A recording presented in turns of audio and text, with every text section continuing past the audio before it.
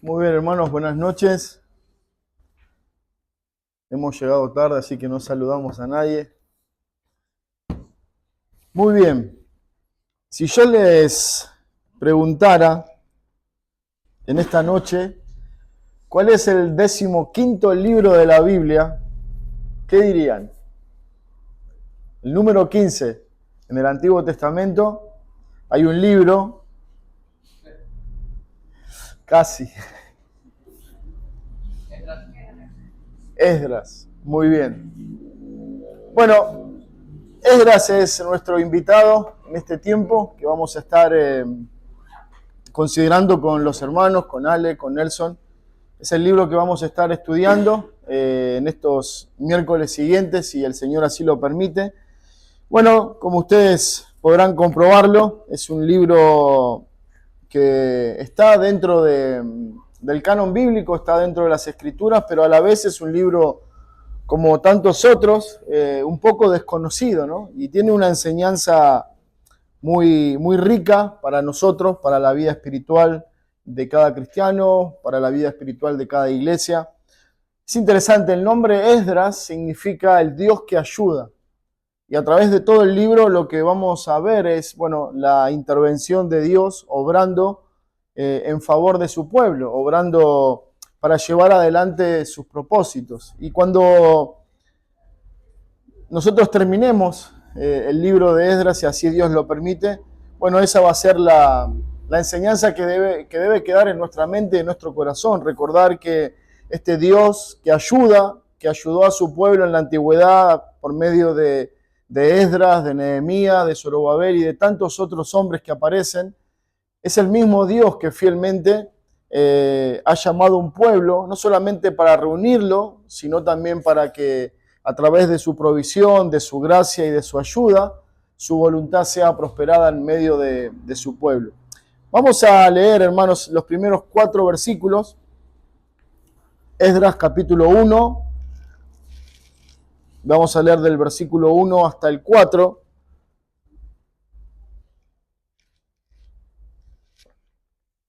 Bueno, muchos consideran que originalmente Esdras y Nehemías eran un solo libro.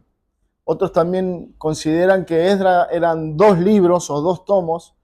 Lo que nosotros podemos ver es del capítulo 1 hasta el 6 y del capítulo 7 hasta el 10 es otro tomo o otro libro. Bueno, nosotros tenemos un solo libro.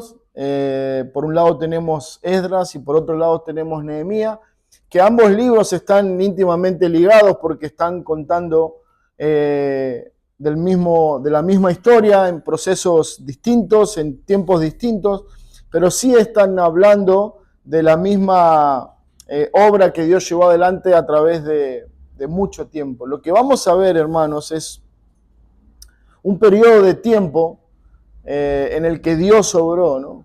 Podemos considerar casi 100 años en el cual Dios estuvo pacientemente esperando para llevar adelante su pueblo o para llevar adelante su voluntad en medio de su pueblo. Entonces dice, versículo 1 del capítulo 1 de Esdras, en el primer año de Ciro, rey de Persia, para que se cumpliese la palabra de Jehová por boca de Jeremías, despertó Jehová el espíritu de Ciro, rey de Persia, el cual hizo pregonar de palabra y también por escrito por todo su reino, diciendo, así ha dicho Ciro, rey de Persia, Jehová, el Dios de los cielos, me ha dado todos los reinos de la tierra y me ha mandado que le edifique casa en Jerusalén, que está en Judá.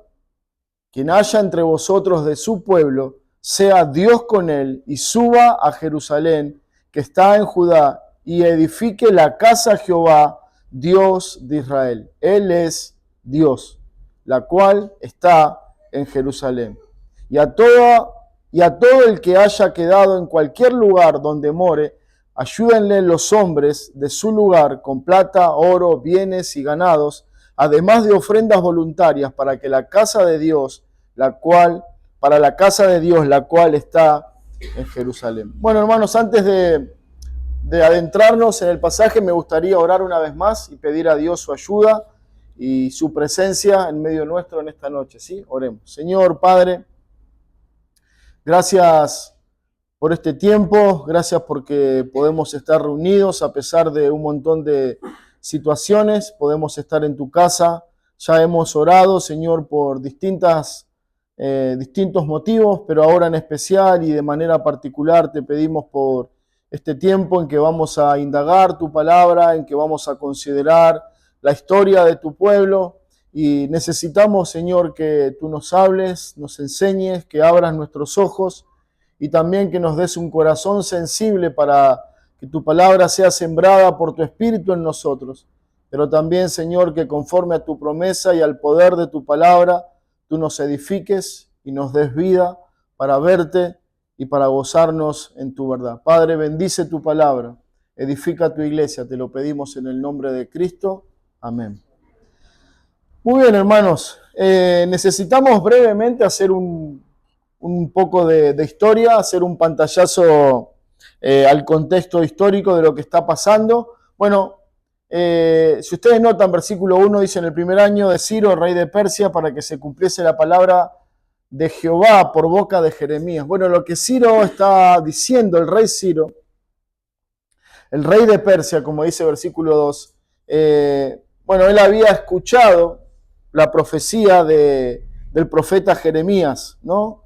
Y el profeta Jeremías está anunciando ahí por ejemplo, Jeremías 25:12 dice: cuando sea cumplido los 70 años, castigaré al rey de Babilonia y a aquella nación por su maldad, ha dicho Jehová, y a la tierra de los caldeos, y la convertiré en desierto para siempre. 29 de Jeremías, versículo 10 dice: porque así dijo Jehová, cuando en Babilonia se cumplan los 70 años, yo os visitaré y despertaré sobre vosotros mi buena palabra para haceros volver a este lugar. Bueno, Ciro se está refiriendo a esta profecía que había sido pronunciada por el profeta Jeremías hacía mucho tiempo atrás. Hay otra profecía que también Isaías menciona acerca del mismo Ciro, y lo vamos a ver en un momento más. Dios dice: Ciro, mi siervo.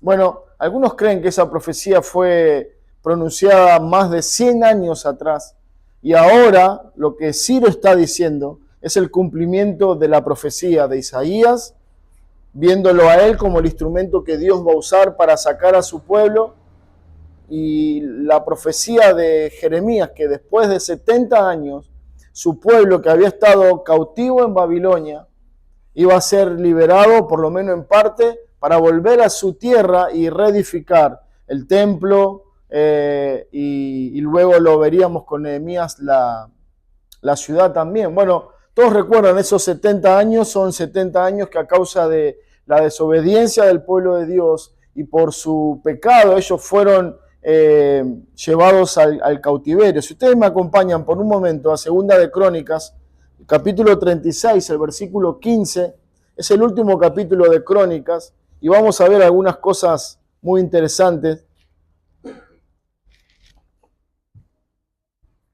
Segunda Crónicas 36, 15, dice: y Jehová, el Dios de sus padres, envió constantemente palabra a ellos por medio de sus mensajeros, porque él tenía misericordia de su pueblo y de su habitación. Mas ellos hacían escarnios de los mensajeros de Dios y menospreciaban sus palabras, burlándose de sus profetas, hasta que subió la ira de Jehová contra su pueblo y no hubo ya remedio. Bueno, hacemos un alto ahí en la lectura y el contexto es este: el pueblo constantemente se está rebelando contra Dios. Cualquier similitud con la realidad no es pura coincidencia, es la condición humana. El hombre en su corazón, a pesar de ser un hombre religioso como lo eran ellos, a pesar de tener un conocimiento de Dios, hay una inclinación carente de la gracia de Dios constantemente al mal. La inclinación del corazón sin la gracia redentora va a buscar siempre rebelarse contra Dios. Y acá, de manera grotesca, el pueblo, a pesar de que Dios en su misericordia les está hablando, dice versículo 15, constantemente venía palabra de Dios por medio de su mensajero, pero ellos hacían, versículo 16, escarnio, se burlaban de los mensajeros, encarcelaban a los mensajeros, a los profetas, en muchos casos mataron a esos profetas. Y dice entonces que Dios dijo, bueno, basta, hasta acá llegó mi misericordia, y ahí comienza el juicio de Dios contra la nación a causa de esta situación de rebeldía y de pecado contra Dios. Versículo 17 dice, por lo cual trajo contra ellos al rey de los caldeos, que mató a espada a sus jóvenes en la casa de su santuario, sin perdonar joven, ni doncella, anciano, ni decrépito, todos los entregó en su mano. ¿Quién los entregó? Bueno, dice que la ira, versículo 16, la ira de Dios se había levantado contra su pueblo y que él trajo contra ellos al rey de los caldeos y a todo su ejército para llevar adelante su juicio, su disciplina contra la nación. Fue Dios quien entregó a estas personas a mano de los caldeos, ¿no? Y dice que ellos no perdonaron a nadie, ni joven, ni doncella, ni anciano, a todos los entregó en su mano. Cada uno de los hombres que mueren en esa situación, cada una de las mujeres, cada una de las personas que murieron, fueron muertas, sí, por juicio de Dios, pero porque Dios así lo había determinado. Versículo 18 dice, asimismo, todos los utensilios de la casa de Dios, grandes y chicos, los tesoros de la casa de Jehová, los tesoros de la casa del rey y sus príncipes, todo los llevó a Babilonia. Quemaron la casa de Dios, rompieron el muro de Jerusalén y consumieron a fuego todos sus palacios, destruyeron todos sus objetos deseables. Los que escaparon de la espada fueron llevados cautivos a Babilonia y fueron siervos de él y de sus hijos hasta que vino el reino de los persas, para que se cumpliese la palabra de Jehová por boca de Jeremías, hasta que la tierra hubo gozado de reposo, porque todo el tiempo de su asolamiento reposó hasta que los 70 años fueron cumplidos. Bueno,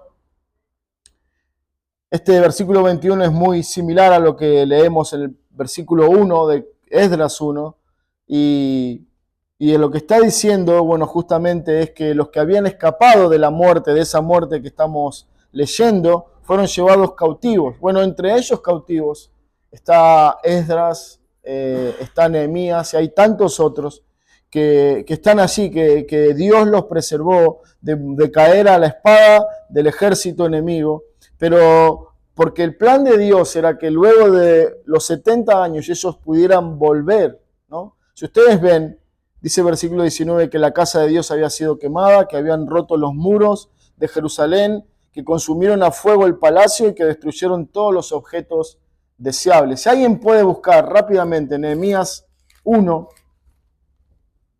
y leer versículo 2 y 3, por favor. Y vino Hanani, uno de mis hermanos, con algunos varones de Judá, y les pregunté por los judíos que habían escapado, habían quedado de la cautividad y por Jerusalén. Me dijeron el remanente, los que quedaron de la cautividad allí en la provincia, están en gran mal y afrenta, y el muro de Jerusalén derribado, sus puertas quemadas a fuego. Bueno, la situación no es muy distinta, está narrando lo mismo que leemos en 2 Crónicas 36. Bueno, la nación había quedado devastada, había sido arrasada en varios aspectos. La ciudad, las edificaciones, el muro, el templo, que era algo sumamente importante para ellos. Ellos consideraban el templo como el lugar donde Dios habitaba, el lugar del sacrificio, el lugar de alabanza, el lugar donde el pueblo se reunía para encontrarse con Dios, le había sido quitado. ¿Se acuerdan? El domingo leíamos en Primera de Samuel, cuando el arca de Dios le había sido quitada y todo lo que eso representaba, todo lo que ellos consideraban como que si Dios ahora no estaba con ellos porque el arca no estaba con ellos. Bueno, de la misma manera que el templo les hubiera sido quitado, que el templo les hubiera sido arrebatado y quemado y destruido, para ellos significaba como que Dios había estado ausente, por eso había pasado todo lo que lo que estaban viviendo. Era un impacto terrible a su fe, a su religión. Bueno, luego de todo este tiempo, Dios había determinado, como leíamos por medio del profeta Jeremías, que después de 70 años ellos iban a ser llevados cautivos por 70 años. Y después de 70 años de cautiverio, Dios los iba a traer nuevamente a su nación. Entonces, ahí nos centramos una vez más en Esdras capítulo 1, versículo 1, y dice que podemos leer así nosotros, ¿no? Después de los 70 años, en el primer año de Ciro, rey de Persia, para que se cumpliese la palabra de Jehová por boca de Jeremías, despertó Jehová el espíritu de Ciro, rey de Persia, el cual hizo pregonar de palabra y también por escrito por todo su reino, diciendo, así ha dicho rey de Persia, Jehová, el Dios de los cielos, me ha dado todos los reinos de la tierra y me ha mandado que edifique casa en Jerusalén. Bueno, ese es el edicto. ¿Cuál es lo que están pregonando? Dice que el espíritu, que Jehová, despertó Jehová el espíritu de Ciro, rey de Persia, para que hiciera pregonar. Bueno, es interesante porque hay varias posturas referente a este comentario, ¿no? Uno dice, bueno, sí, Ciro se convirtió, por eso el Espíritu está orando en él y él está haciendo lo que está haciendo. Otros creen que, bueno, uno de los hombres más reconocidos en el grupo de gobernantes del reino de Ciro era Daniel, el profeta Daniel. Y bueno, fue un profeta que sucedió a varios reyes, ¿no? Nabucodonosor, Ciro, Darío. Bueno, en varias ocasiones él está, a pesar de que los reyes pasan, Dios lo mantiene a él ahí en estos reinos. Y creen que fue Daniel el que de alguna manera, bueno, hizo saber la profecía de Jeremías, hizo saber la profecía de Isaías, y él estaba informado acerca de todo lo que tenía que acontecer. Por eso dice que a raíz de ese conocimiento de la profecía bíblica, él es llevado por el Señor a hacer lo que está haciendo. Bueno, dice Proverbios 21:8, que el corazón del rey está en la mano de Jehová y él lo inclina hacia donde quiere. Bueno, vemos en Daniel que también dice, ¿no?, que Dios saca reyes y pone reyes y que ellos están a disposición de Dios. Ellos van a hacer, aún sin saberlo, lo que Dios quiere que hagan. Bueno, esto es lo que estamos viendo en Ciro. Es un rey incrédulo, un rey pagano, pero que Dios lo está usando para el bien de su pueblo. Es a través de un hombre incrédulo, es a través de un hombre que no tiene ninguna relación con Dios más que un conocimiento intelectual de la profecía o de la información acerca de Dios. Pero Dios se vale de este hombre, de este instrumento, de este pecador, para llevar adelante su obra. Bueno, me quedaba pensando en la frase hizo pregonar, ¿no? El edicto real era algo muy importante. Bueno, estaba llegando a la reunión, escuchaba que Jere compartía la historia de Daniel y ese edicto real que prohibía a los hombres orar.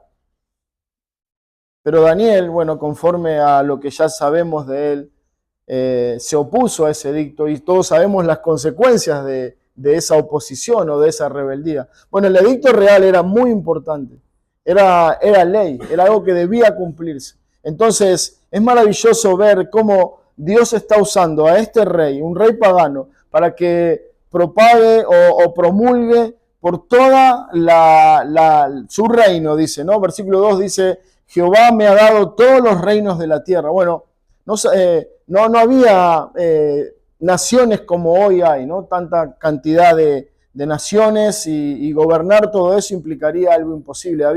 Era todo más compacto, podemos decirlo. Había reinos más, si bien más extensos, no tan divididos, que implicaría más cuidado o más atención. Bueno, de todas maneras, lo que él está diciendo es que Dios le había dado todos los reinos. Él está gobernando sobre todos los reinos de la nación, del mundo, perdón.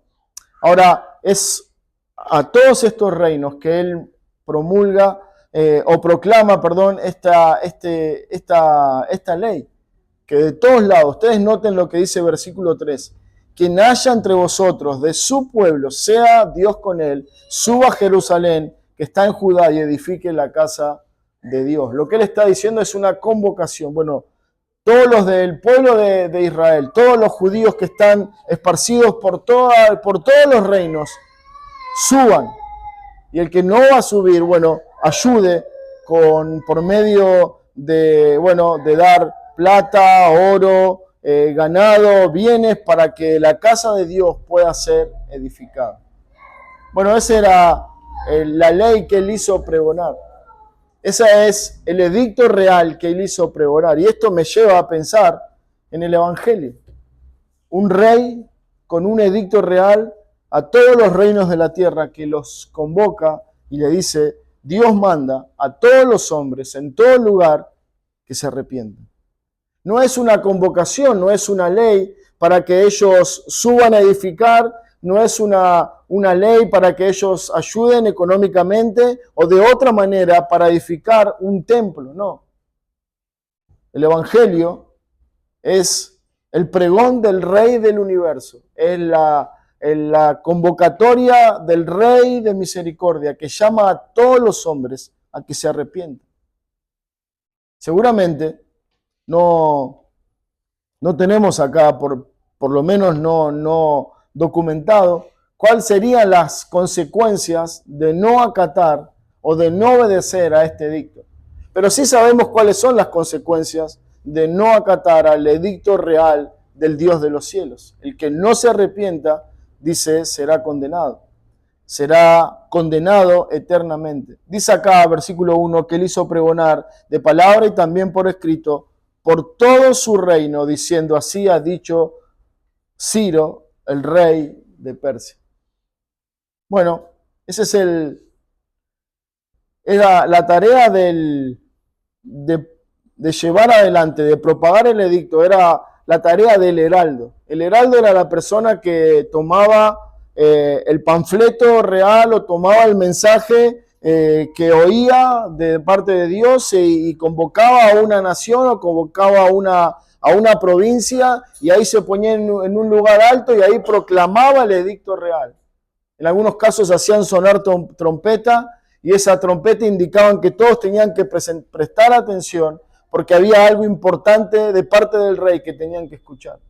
Bueno, cuando nosotros pensamos en nuestra función en la tierra, cuando nosotros pensamos en la función de la iglesia en la tierra, es la de un heraldo. El rey de los cielos, no Ciro, no el rey de varios reinos, no un rey poderoso. El rey de los cielos nos ha llamado a ser parte de su reino y nos ha dado la tarea de ser heraldos, de ir nación por nación, pueblo por pueblo, ir por todo el mundo y proclamar el edicto real. Hermano, esa es tu función y esa es mi función. De manera personal, particular y de manera como iglesia, nuestra tarea es hacer pregonar el edicto del rey. Me gusta, me encanta cómo dice, él lo hizo proclamar por medio de escrito y por medio de palabra. Bueno, Dios nos ha dado su palabra escrita, el evangelio escrito, lo tenemos en nuestra mano y es ese evangelio el cual nosotros debemos creer y proclamar. Así ha dicho el rey de Persia, versículo 2, Jehová, el Dios de los cielos, me ha dado todos los reinos de la tierra. Bueno, algunos dicen que esta frase, el Dios de los cielos, era muy importante porque ellos antes podían hablar del Dios que moraba en el templo, pero ahora ese templo no existía más, ahora ese templo había sido destruido, ahora ese templo había sido consumido por el fuego a causa del enemigo. Entonces por eso él no usa esta figura, el Dios de los cielos. Y es interesante y es muy, muy hermoso considerar que ahora Dios no está en el templo solamente.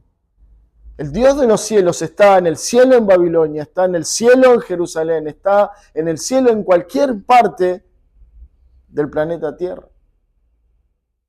De alguna manera el templo había sido un golpe enorme a la fe, a la esperanza del pueblo de Dios, pero a la vez les había sido quitado el templo para ver algo mejor, algo más importante, más glorioso, el cielo donde Dios mora. De alguna manera nos está llevando a considerar lo que Cristo iba a hacer, donde Él no solamente iba a ser encontrado en un lugar específico, sino que iba a ser encontrado en el cielo, donde Él mora, donde Él nos abrió ese camino y nuevo a través de su sacrificio. Ya Dios no está solamente en una nación, sino que Dios está en Cristo y es por medio de Él que nosotros podemos encontrarle en todo tiempo, a cada momento de nuestra vida. Dice, todos los reinos de la tierra. Él está reconociendo la soberanía de Dios. Dice, Él me ha dado todos los reinos de la tierra. Bueno, Nabucodonosor, después de su experiencia, luego que a causa de su orgullo, de cuando él dijo, la gran Babilonia que yo edifiqué, dice que Dios lo puso, lo llevó a ser como un animal, un hombre que vivía, alejado de la sociedad y vivía ahí comiendo como un animal en el bosque, comiendo pasto y tomando agua como un animal. Y así Dios lo humilló por un tiempo y luego lo trae otra vez y en ese regreso donde Él entra en sí, Él ahora reconoce el Dios de los cielos. Él es el Dios todopoderoso. No hay un Dios más importante, más grande que el Dios de los cielos. Ahora, otro rey, Ciro, un rey poderoso, un rey grande, y dice, el Dios de los cielos, el Dios grande, Él me ha dado todos los reinos de la tierra. Bueno, cuando uno lo ve en esa perspectiva, ¿no? Como un rey poderoso con muchos reinos gobernando sobre varias naciones, uno dice, indudablemente esto puede suceder únicamente por obra de Dios. Y podemos perder de vista que de la misma manera nosotros tenemos que considerar todo lo que somos y todo lo que tenemos. Si somos algo, si existimos, si tenemos algo, si tenemos un trabajo, si tenemos una salud, una familia, si vamos a conformar una familia en un futuro, si vamos a hacer cualquier cosa, es porque Dios, el Dios de los cielos, te lo ha dado. ¿Tienes algo? Da gloria a Dios, porque Él te lo quiso dar. ¿No tienes algo? Da gloria a Dios. Por alguna razón santa, maravillosa, Él no ha querido dártelo. Pero indudablemente lo que Ciro nos está llevando a considerar es el gobierno soberano de Dios. El Dios de los cielos me ha dado todo. No solamente habla de un Dios que está en los cielos, habla de un Dios que está en los cielos y que reina sobre todas las cosas. Bueno, el salmista dice que Él está en los cielos, sentado en su trono, reinando. Bueno, esa es la figura de Dios, esa es la figura de Dios que nosotros debemos tener, es la figura de Dios que nosotros debemos contemplar a cada momento, a cada instante de nuestra vida. Todos los reinos de la tierra me lo ha dado. Dice la segunda parte del versículo 2, y me ha mandado que edifique casa en Jerusalén, que está en Judá. Bueno, interesante lo de Ciro. Él es llevado a proclamar este edicto de que de todas partes se reúnan y ayuden y colaboren para edificar la casa de Dios. Y dice, Dios me ha dado esa tarea, edificar casa a Jehová, el Dios de Israel. Bueno, pensaba en Juan el Bautista, donde él se levantó y comenzó a pregonar el reino de Dios. Decía Juan, el reino de Dios se nos ha acercado. Arrepentíos y crean en el Evangelio. La convocatoria del rey Ciro era, edifiquen una casa. El mensaje de Juan el Bautista era, arrepiéntanse. Y si bien los tiempos han cambiado, la urgencia sigue siendo la misma. En aquel tiempo era muy importante que ellos pudieran reconstruir el templo. En este tiempo es muy importante que las personas puedan escuchar el Evangelio y puedan volverse a Dios. Que ellos tuvieran el templo implicaba tener un lugar donde adorar, tener un lugar donde alabar a Dios, donde ofrecer sacrificio que apuntaba al Cristo que iba a venir y morir en la cruz. De la misma manera, el Evangelio nos lleva a esas mismas realidades. Que alguien crea en el Evangelio, que alguien por medio del Evangelio conozca a Cristo, crea en Cristo, implica que va a poder alabar a Dios, que va a poder ofrecer un sacrificio santo y agradable a Dios, que va a poder vivir para Dios, que va a poder honrar y que Él asimismo, como casa espiritual, va a poder ser edificado. No Él va a participar en la edificación de un templo, sino que por medio del sacrificio de Cristo, por medio de la gracia redentora, Dios va edificando su casa, su templo, que es la iglesia. Bueno, dice que esta era la función de Ciro. Él tenía que edificar casa. Dice Isaías, acompáñenme ahí, hermanos, por favor. Isaías 44, 28.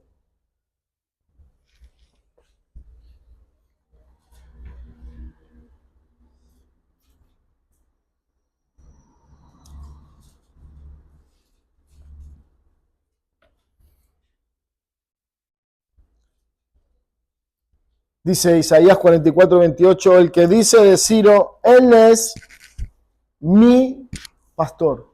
¿Alguien tiene otra versión que diga de otra manera?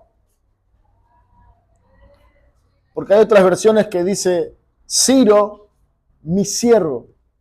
Bueno, seguramente nos sorprende escuchar a Dios hablando de Ciro, el rey, un rey pagano, un rey incrédulo, como su siervo. Lo mismo dijo de Faraón, Faraón mi siervo.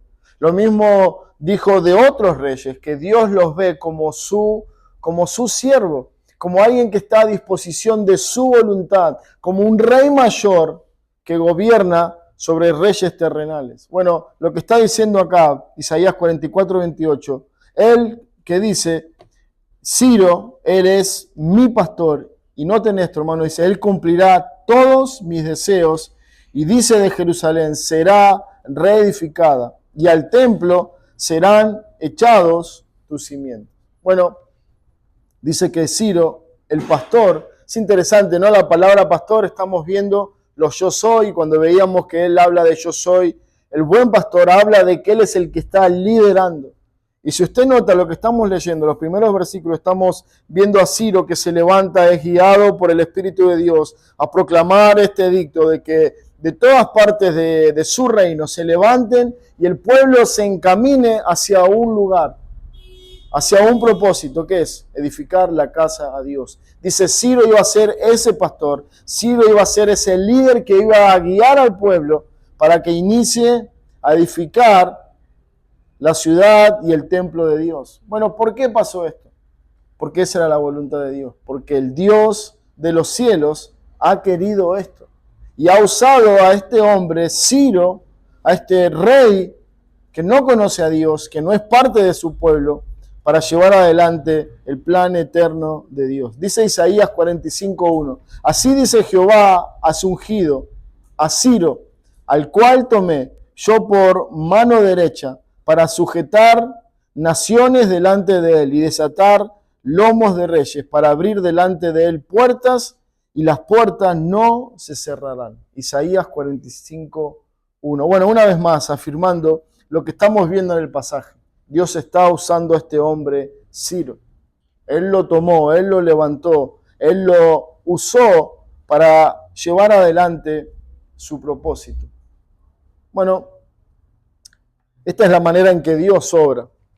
Dios puede hacer todas las cosas sin necesidad de intervención humana. Dios no necesita ningún instrumento humano, no necesita ni de mis dones, ni de mi disposición, ni de mis talentos, absolutamente nada de nadie.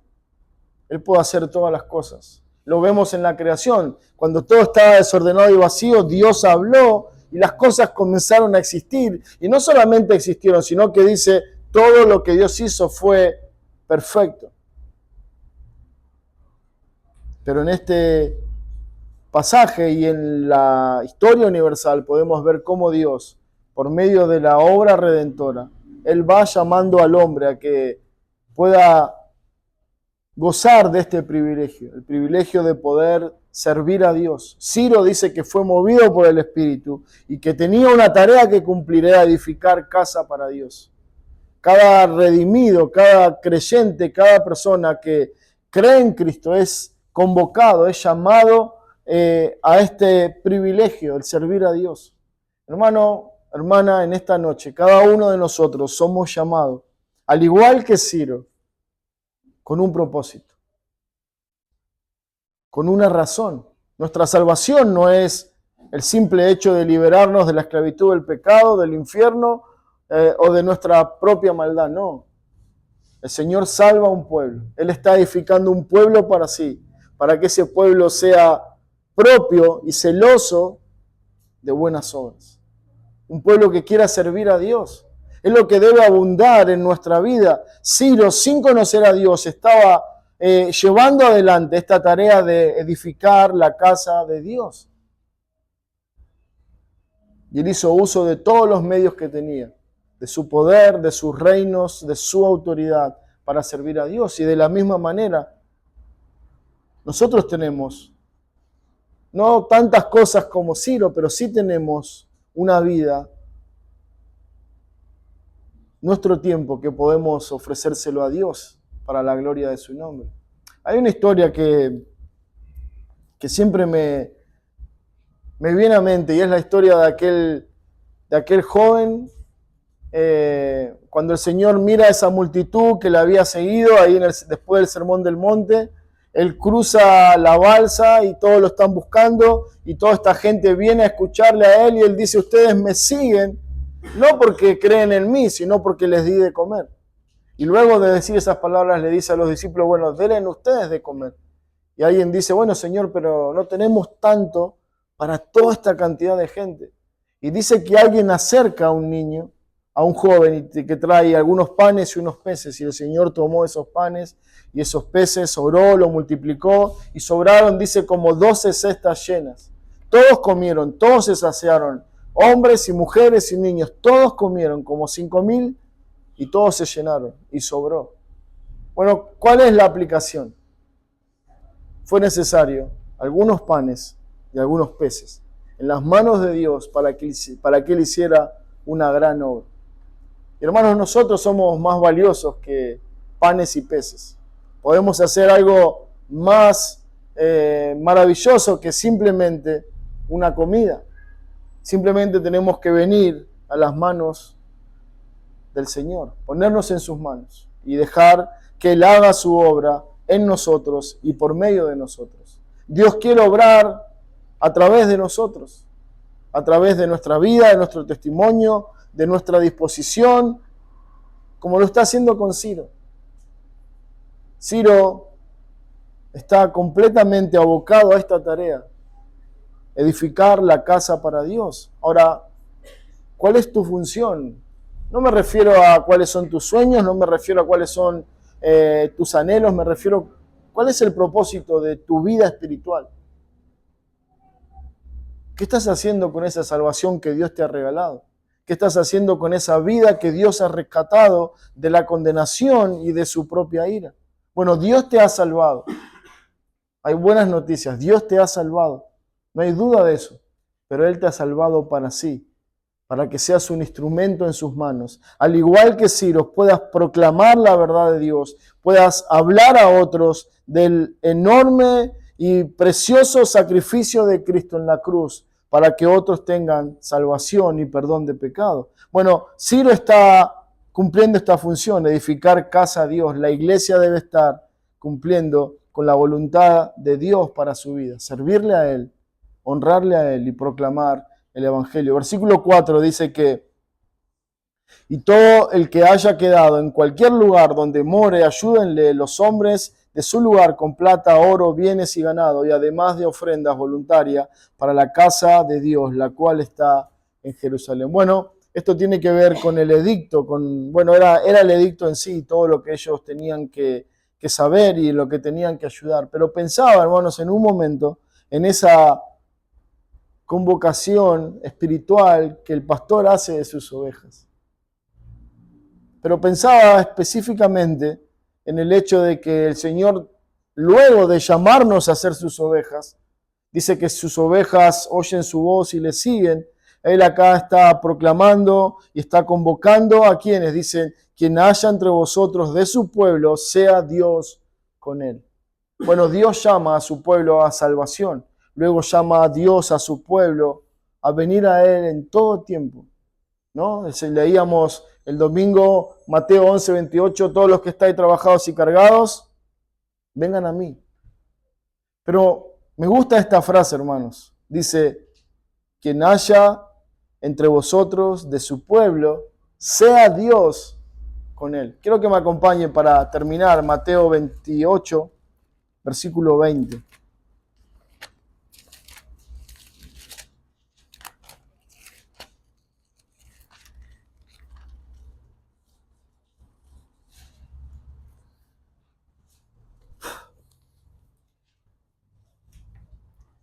Si alguien lo tiene y lo quiere leer, 28:20 de Mateo. Enseñándole que guarden todas las cosas que os he mandado, y aquí yo estoy con vosotros todos los días hasta el fin del mundo. Amén. Gracias, Ale. Bueno, ¿cuál es la conclusión del versículo 20?